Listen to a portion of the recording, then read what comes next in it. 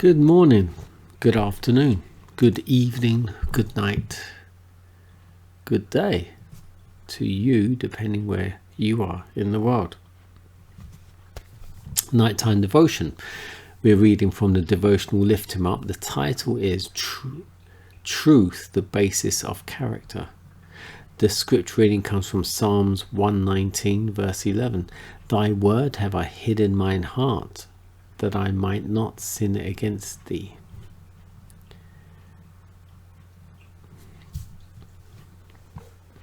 Those who study the Bible, counsel with God, and rely upon Christ will be enabled to act wisely at all times and under all circumstances. Good principles will be illustrated in actual life. Only let the truth for this time be cordially received and become the basis of character, and it will produce steadfastness of purpose, which the allurements of pleasure, the fickleness of custom, the contempt of the world-loving, and the heart's own clamors for self-indulgence are powerless to influence. Conscience must be first enlightened. The will must be brought into subjection. The love of truth and righteousness must reign in the soul, and a character will appear which heaven can approve.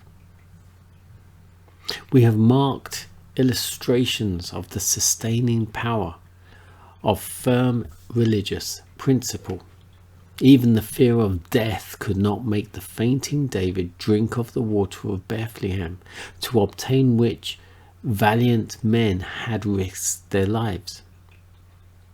The gaping lion's den could not keep Daniel from his daily prayers, nor could the fiery furnace induce Shadrach and his companions to fall down before the idol which Nebuchadnezzar set up.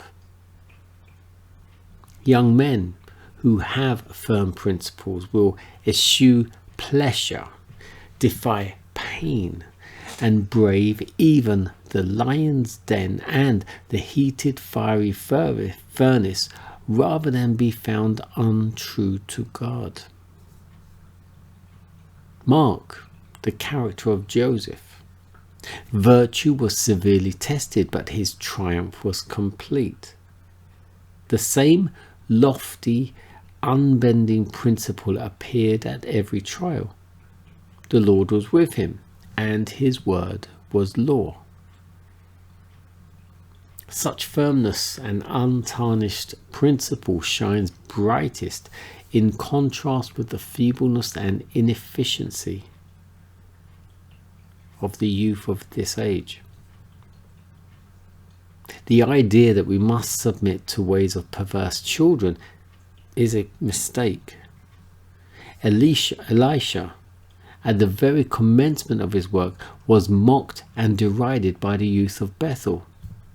He was a man of great mildness, but the Spirit of God impelled him to pronounce a curse upon those railers. They had heard of Elijah's ascension, and they made this solemn event the subject of jeers. Elisha evinced that he was not to be trifled with by old or young in his sacred calling. When they told him he had better go up as Elijah had done before him, he cursed them in the name of the Lord. The awful judgment that came upon them was of God. After this, Elisha had no further trouble in his mission. For 50 years he passed in and out of the gate of Bethel and went to and from city to city, passing through crowds of the worst and rudest of idle, dissolute youth, but no one ever mocked him or made light of his qualifications as the prophet of the Most High. This one instance of terrible severity in the commencement of his career was sufficient to command respect through his whole life.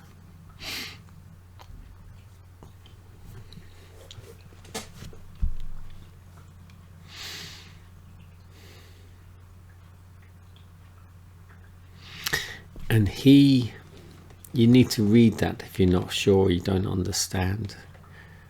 But a lot of children came and were taking the mickey out of him and jibing him.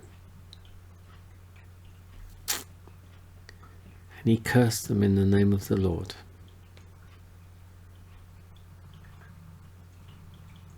And they were cursed.